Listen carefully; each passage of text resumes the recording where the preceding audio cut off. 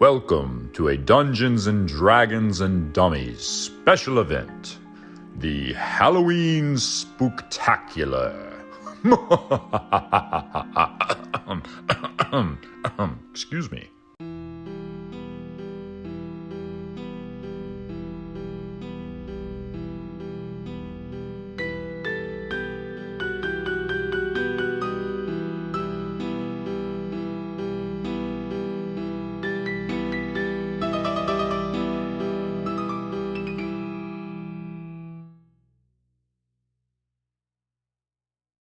Ooh, excuse me, that evil laugh gets me every time.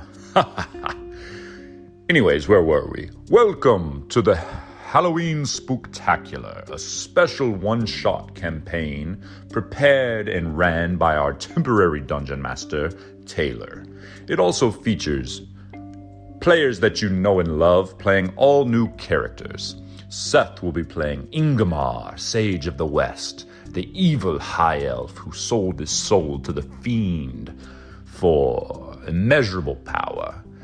Also features Josh, who will be playing Lenny Biloxi, the dapper gentleman who's a blood hunter, and he may be a vampire himself. And lastly, Sam will be playing Sir Ohin the Stalwart, half cleric, half paladin, total banisher of evil spirits. Please follow along as we begin this temporary Halloween event.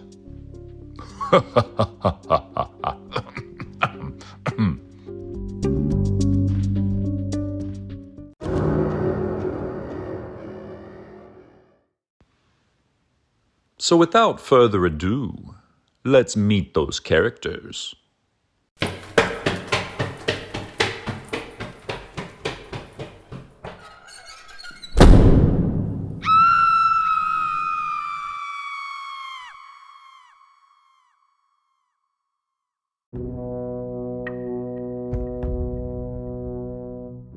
When Ingmar, the Sage of the West, deems an opponent worthy of combat, he comes equipped with anything you could possibly imagine. If it comes to hand-to-hand melee, while he may not be fond of it, he is extremely lethal, wielding two short swords and the ability to use two-weapon fighting style.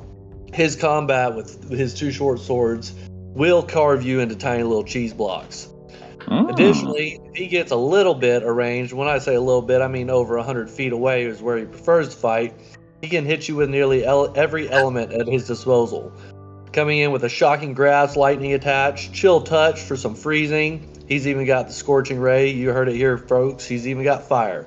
He's got force attacks. Not only does he have force attacks and freezing attacks, he's also got cold attacks, poison attacks, and radiant attacks. And if that all doesn't do it, he will hit you with a psychic attack. Bottom line is, boys, psychic. This warlock will fuck you up. And those are like all cantrips, right? Yeah. That doesn't even count your spells. No. So, I love the concept. what is your race and class? He is a high elf warlock. Okay, cool. And we're all level 4. I'll just go ahead and say. And he is lawful evil.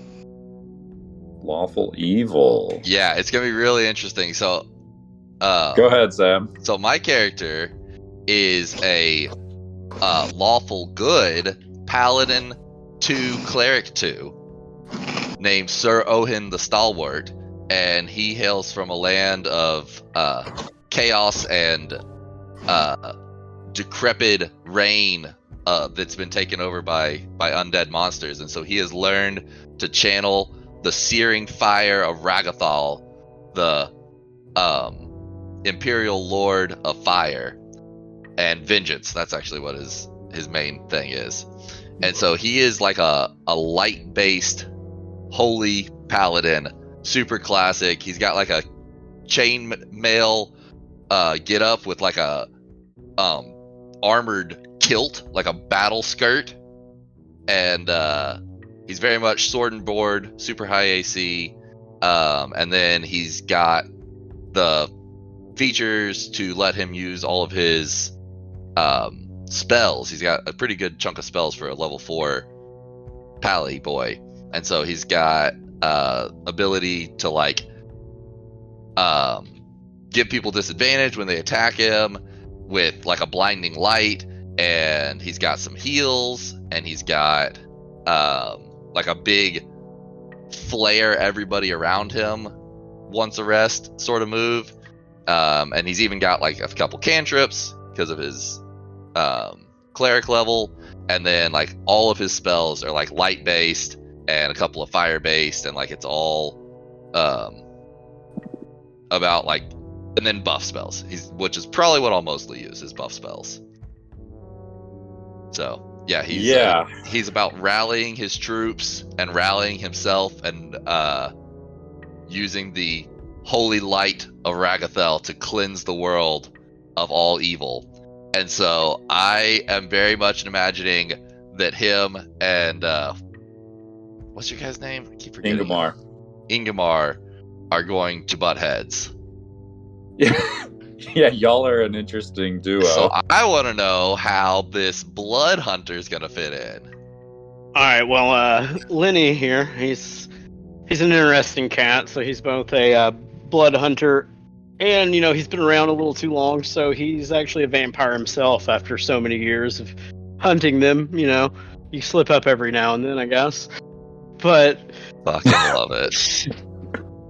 Some of the things that Lenny can do is he has Hunter's Bane, so he has advantage on Wisdom and Survival checks to track Fey friends and or undead. He has advantage on Intelligence ability checks, so I can recall information about those things.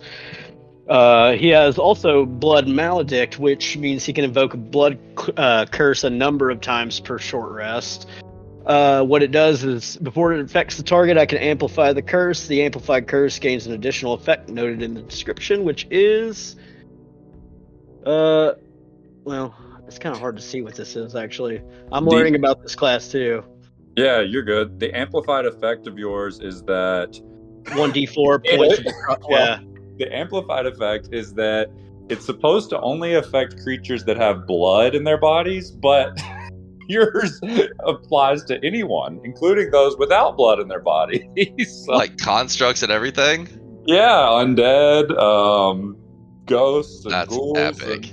And everything. So, yeah, it is pretty epic. All right, let's see. I also... and you can basically do it every short rest, I think? Yeah. That's basically my limited use ability, and then I have... my bonus action is Crimson Right, which means I can imbue a weapon to strike for 1d4 extra damage of my chosen type. Upon activating that right, I take 1d4 damage. Right damage is magical, and it lasts while I hold the weapon or until I complete a short or a long rest. And mine is Rite of the Dawn, so it is... See, while Rite of the Dawn is active, my extra damage dealt is radiant. While active, I gain these benefits. My weapon sheds a bright light out to 20 feet. I have resistance to necrotic damage. And when I hit an undead creature with a weapon that has the right active, I deal an additional 1d4 damage. Okay, so you are like, I thought you might be. You are kind of the bridge between us. Because you've got kind of this like radiant undead slaying, but you are also like an undead vampire yourself. Kind of, yeah. It's a little bit of a Blade knockoff. I'm not gonna lie. Yeah. Yeah, crazy. I'm excited. I think this is a fun group. Yeah, and I also have a thing. So one of the things I could choose in this was a background, which is Haunted One, and it has a feature that is Heart of Darkness. So those who look into my eyes can see I have faced unimaginable horrors, and I am no stranger to darkness. Though they might fear me, commoners will extend to me every courtesy and do their utmost to help me, unless I have shown myself to be a danger. They will even take up arms and fight alongside of me should I find myself facing an enemy alone. Wow. Okay, that's awesome. Nobody's gonna do that for me. And I'm chaotic good, by the way. So I have good.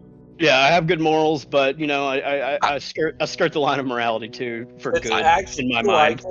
Ingmar would be more perturbed by Lenny than Owen. Right. Because Lenny, he'd be like Owen, he'd be like, fine, you have your ideals, I hate them, but whatever. Yeah. But And Lenny, he'd be like, "The fuck do you do that for? We've been in this same situation 3 times. You've done 3 different things." I'm And excited. also, Lenny is also a member of the well-known Vampiric Council, and he has sworn enemies with the Jersey Devil. Oh, Lenny Biloxi.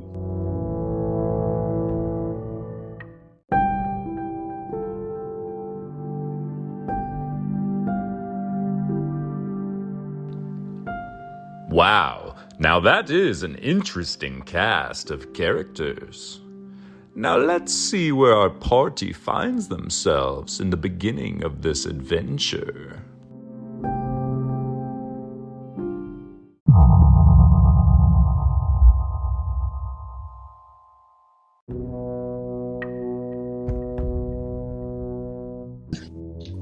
So, let's set the scene here. So,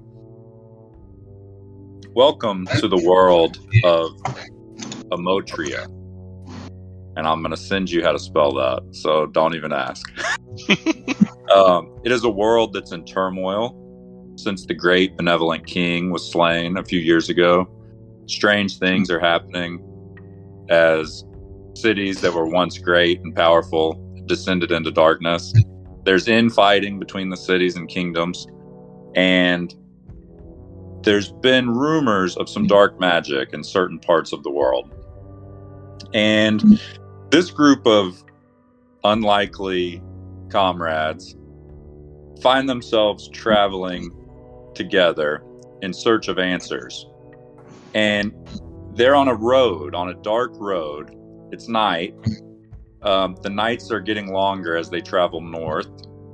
There's almost no daylight. It's a bright night, though. There are 2 moons in the sky, 2 full moons in the sky, basically at all times. They sort of dip down to the horizon and then dip back up and crisscross. And none of you have been to this area, but you've heard that it's night 24/7 where you're headed. And you're headed into an area that's called the Shattered Plain.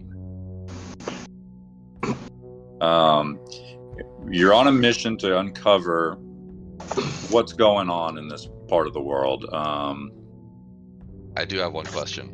Yeah. How is plane spelt in this scenario? Elane. Oh God. Okay. So, So not just a flat area.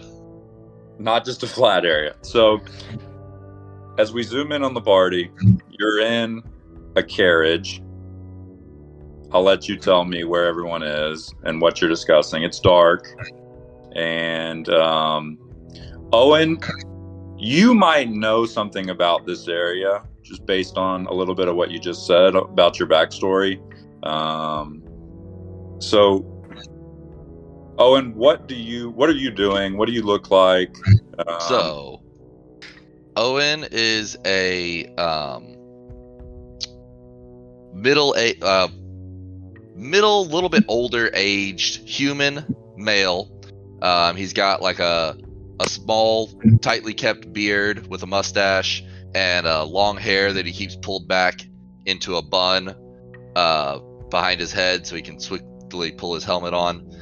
He's riding around in his chainmail. Like I said, he's got like one of those like a battle kilt that has chainmail incorporated into the actual kilt itself. And he's very stoic. He's either like smoking a cigar or he's just scanning the horizons for any sort of he kind of has this glazed over look in his one good eye. His other eye has an eye patch over it, and he's just always kind of looking around. You can't tell if it's lackadaisical or if he's being very intent with surveying the world around him. So right now, does he feel uneasy at all? Because as a paladin, yeah, you feel uneasy. You're headed kind of to an area that you've heard rumors of. You're headed to an area that you're unsure of what you're walking into is basically how you feel. Okay.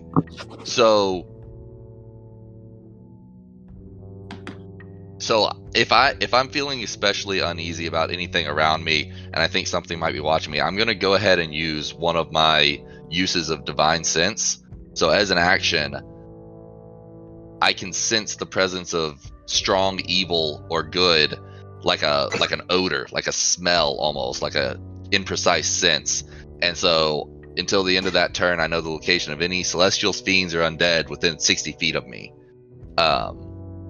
as long as they're not behind total cover. So if there was like a zombie still underground, I wouldn't know about that. So I just kind of like survey the land and like raise my hand up with kind of a Obi-Wan hand wave style across the area to just kind of get a sense of things as we're riding into this place. Ingmar, the sage of the west, is sitting as far away from his comrades as possible.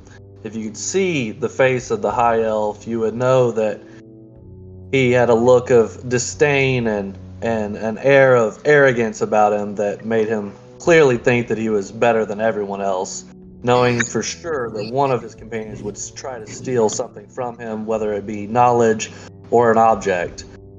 He senses this paladin companion over here waving his hand about, looking for the undead and the unholy that the high elf warlock has no care about, but goes ahead and puts one finger to his temple as he casts Detect Magic to try to go ahead and see if he can find any presence of magic within 30 feet of himself.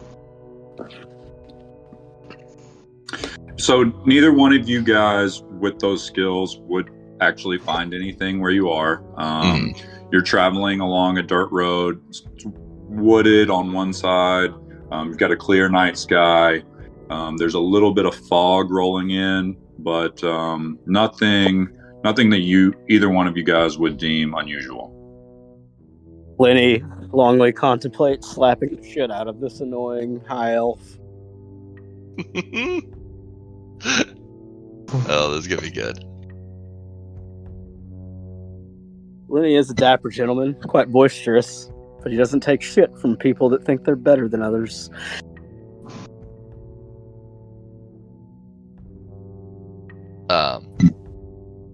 Don't make Lenny slap a bitch.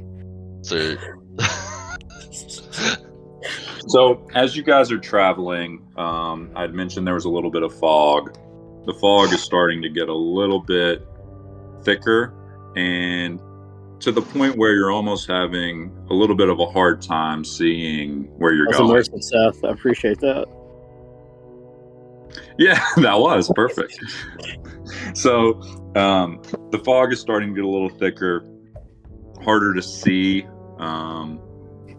You start to worry a little bit just because of the location mixed with this fog that seemingly come out of nowhere.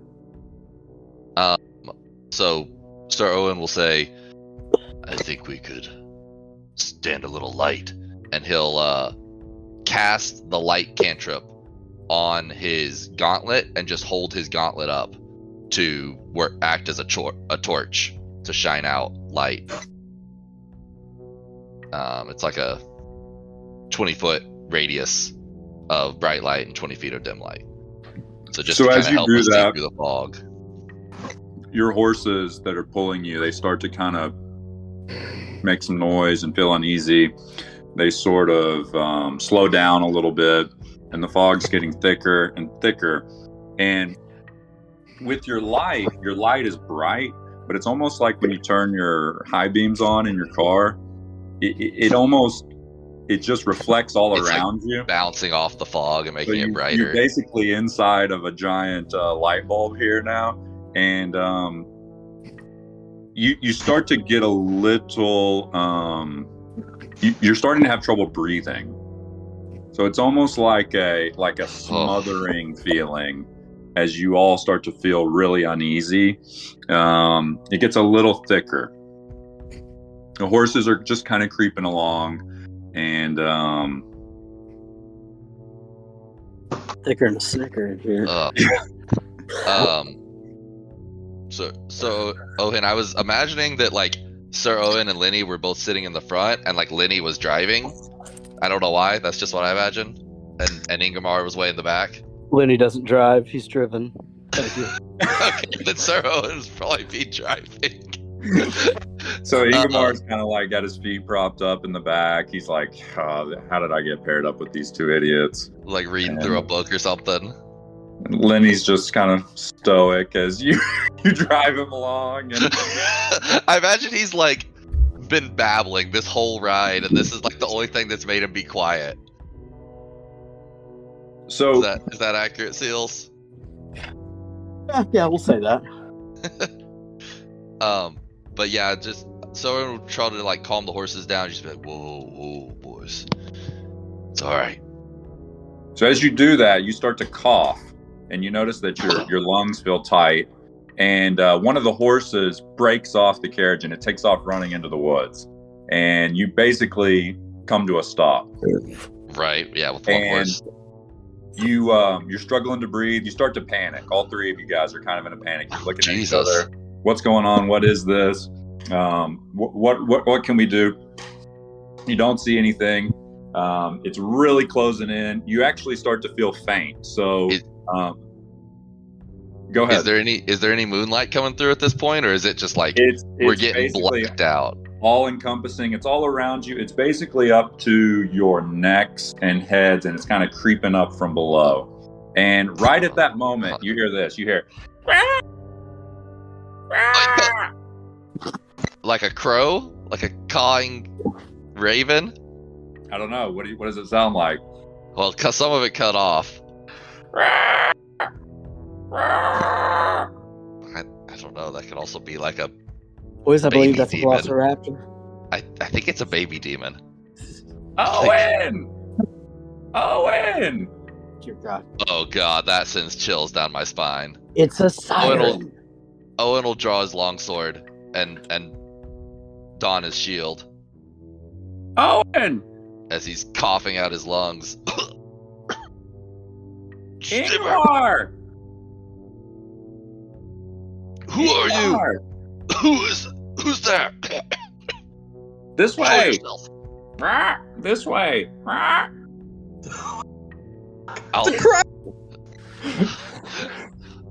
will uncast the light cantrip on myself because I don't want to give myself away too much, and start cautiously moving towards the light as best I can, or the voice as best I can. This way!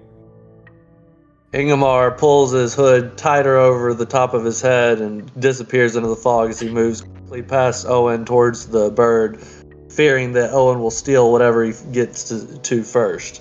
So as you're moving towards the bird, you can see that it's a large white bird of prey. You don't know what it is, but it's a large white bird. Here, and you hear this. You hear, no fog here.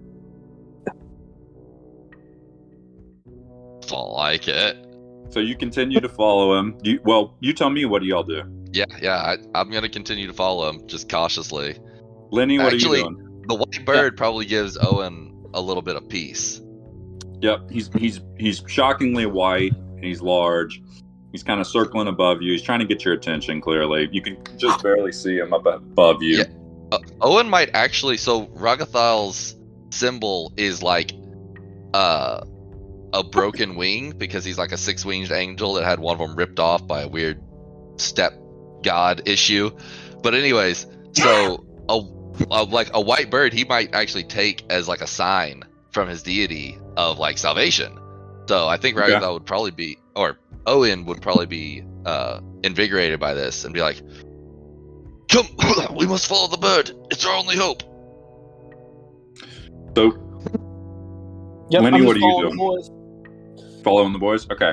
So you guys, At this point, thousands of years old, and is little concerned from an enemy that he can see with his own eyes, whether it's friend or foe. So he's good. okay. So you follow the bird, and as you follow the bird, you notice that the fog is starting to dissipate the way that you're heading, and you can kind of see a large structure in the distance. And he's like, "Come on, no fog, only place, no fog around." He's so creepy. I hate him. So you continue to follow him. You follow him up, and as you get closer, you notice a large 2-story house, and it's got kind of a wrought iron gate on the front door. It's clearly a very nice house, or at least at one point was a very nice house. It's a little bit run down, but you can actually see some lights on in the first story. So you see some lights in the first story. There's 2 gas lanterns hanging on the front, and sure enough, it's like the fog is only not on this building.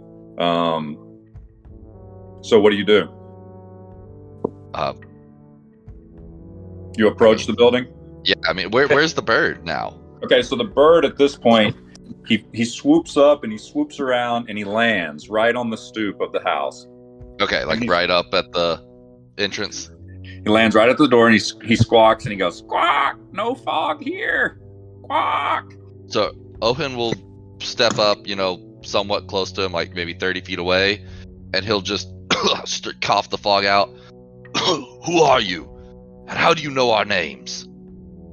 So the bird, you get a closer look at him and you notice that he is a crow, but he's bright white, and his beak and his eyes are black. So he's got the toes, his parts that would be not feathered are black. So his toes and his beak and his eyes. And he kind of sticks one arm out in front of him and does like a little bow. And he says, "Name's Blackbeak." He said, saw you in the fog. Fog for miles. Got your attention. Saw this house. You should be safe here. You vermin of a bird. How do you know our names? Oh, don't worry about that right now. What? Who sent you? Are you a gift from Ragathel?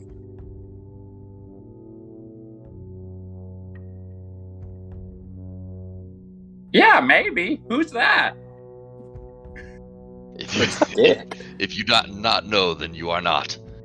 So tell me, are you friend or are you foe?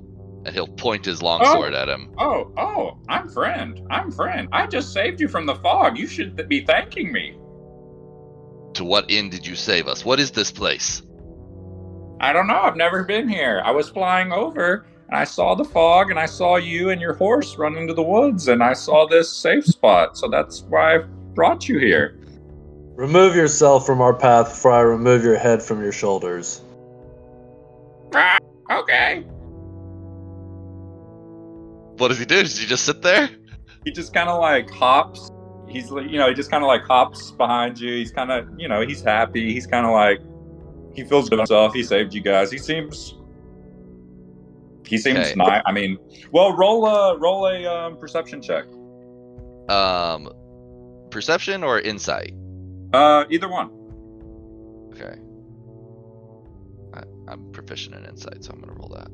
I don't actually know how to roll things on D&D Beyond. This is all new to me. Nat 1! First roll. That's a 5. What'd you say, Seth? 17. Okay, so he seems friendly. He seems just like a regular bird. Everything he's saying seems like it makes sense. I mean, obviously he can talk, and he's albino, and but he doesn't seem like a threat. He kind of hops around behind you. He's watching you guys. He wants to see what you do. He seems friendly. Ingmar walks up to the door and looks for any type of bell rope or knocker. Door Okay. So, yeah, roll a, well, we don't have to roll that. Okay, so as you walk up to the door, you check the door. You knock on the door. Okay, let's say knock on the door, okay? Go ahead. Knock, knock, knock. Mm-hmm. Okay, so no one answers. But you think you can hear like some talking, almost like sounds of a party. So maybe they just don't hear the door. I say we let ourselves in. All right, he'll so kind of you look to his companions. yeah. So, I still have magic detect active within 30 feet of myself. Oh, that's cool. That like lasts. Okay, let me try and do the math here. Okay, what kind of things does it allow you to detect? The presence of magic. Which, Sam, I might have to defer to you. Like, what? Any creature, So object in the area that bears magic. yeah, so it can be you'd sense like any sort of fey creatures or something like that, or if somebody had like mage armor cast on themselves, you'd sense that. You'd also sense any magic items that somebody might be carrying. But one thing to note is that it's blocked by a foot of stone, an inch of common metal, or 3 feet of wood or dirt. So Right. if it's like on the Okay. base, if you're thinking, oh well, they're 10 feet below him, we wouldn't sense that if it's through the ground 10 feet, you know. Okay, So just bear that in mind. 30 feet, you would actually not detect any magic. Believe it or Okay. not. Yeah, we know there's gonna be magic in this house, just as Yeah, we well, know that. So, did I detect magic coming from Blackbeak? no, you do not.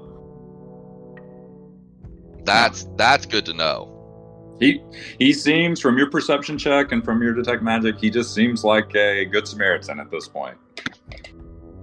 Okay, so at this point, I have pulled out one of my short swords and I'm banging on the door with my sword. Okay. Loud. Okay, so you bang as loud as you possibly can. The door is like shaking off its hinges, and yeah, no one answers. So you can hear people, but they don't seem interested in whoever's at the door. So Ohin will step up and say, Ingmar, you embarrass yourself. Let's just let ourselves in. Okay, so you reach down to open the door, and it's unlocked. Yeah. You Okay, just so open the Owen door. will just... Oh, And dude, you give us a chair squeak. Yeah. That's pretty good. It's pretty good. So, okay, so Owen, you walk in first.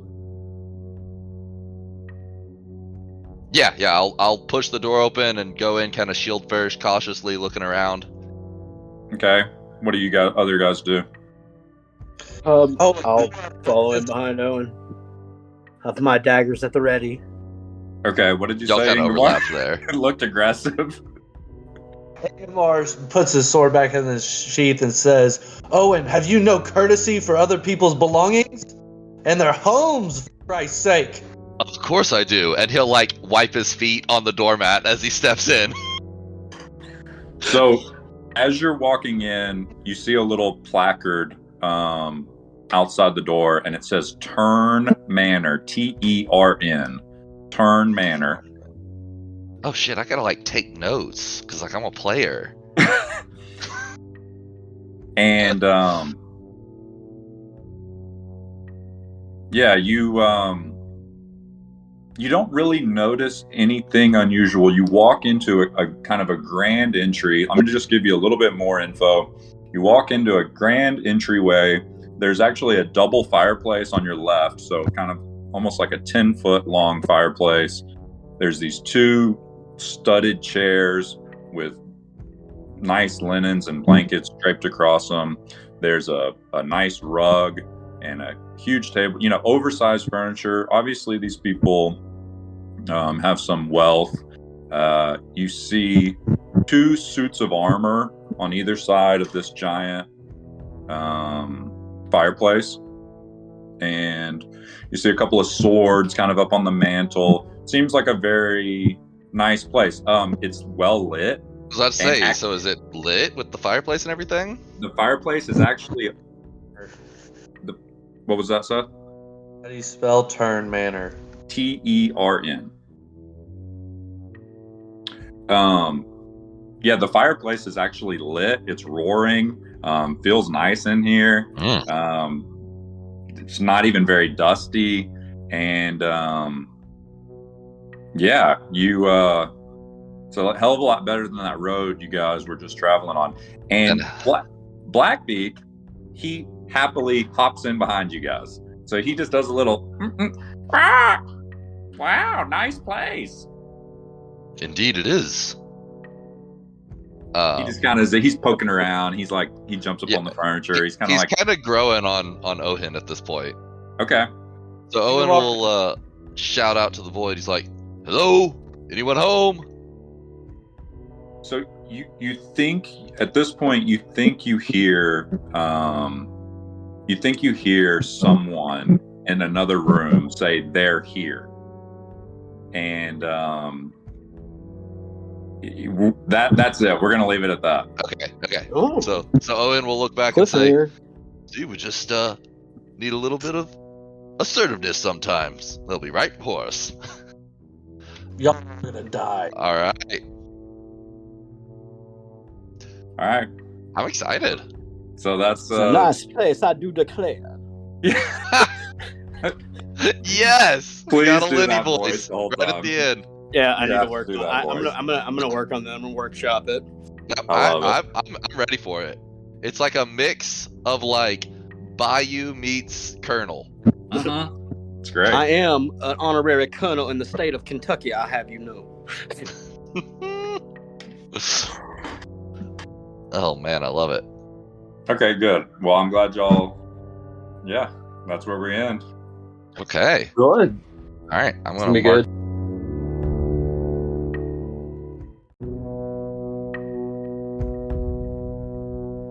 Good. What'd y'all think about my DM? My 5 minutes of You DM. did a good job. You did a great job. You're a natural. Okay, good. So we're in a whole world, a whole special world.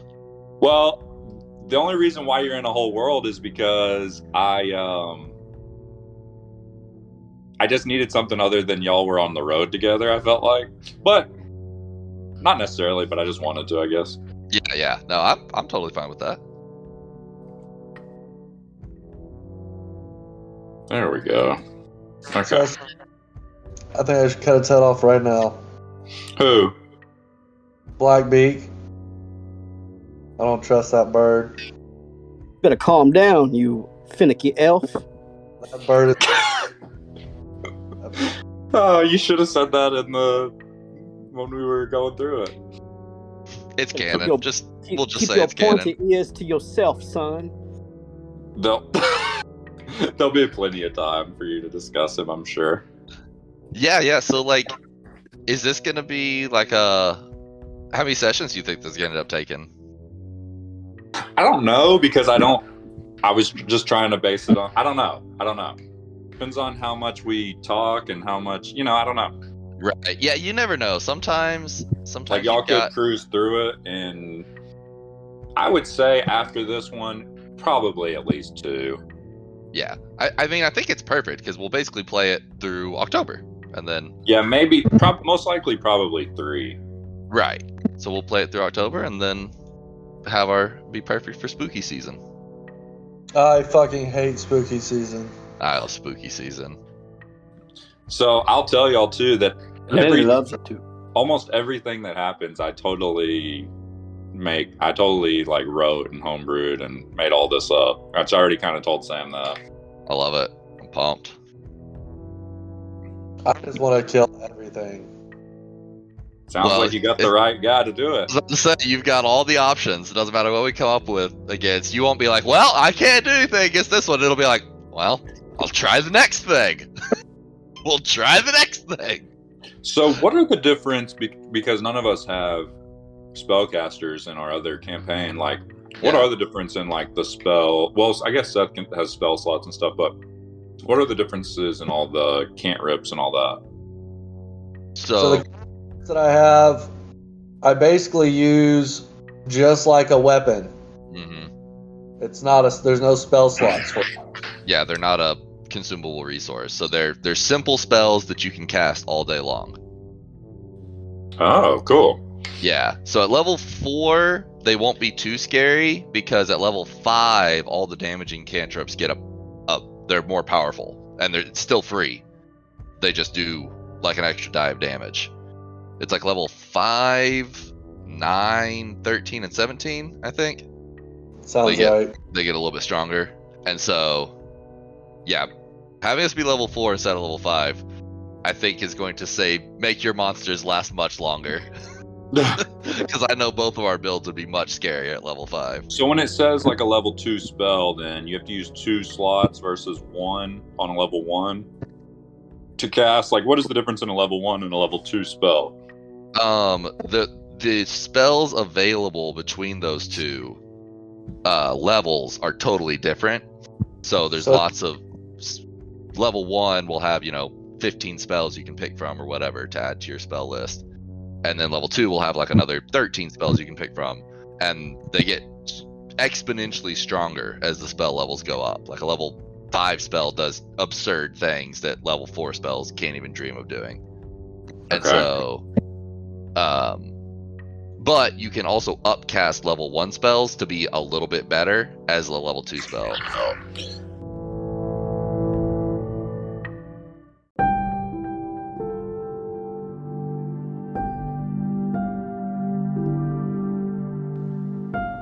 Thank you for listening to the Dungeons and Dragons and Dummies Halloween Spooktacular. Tune in on the next episode to find out what happens to our party and if they survive.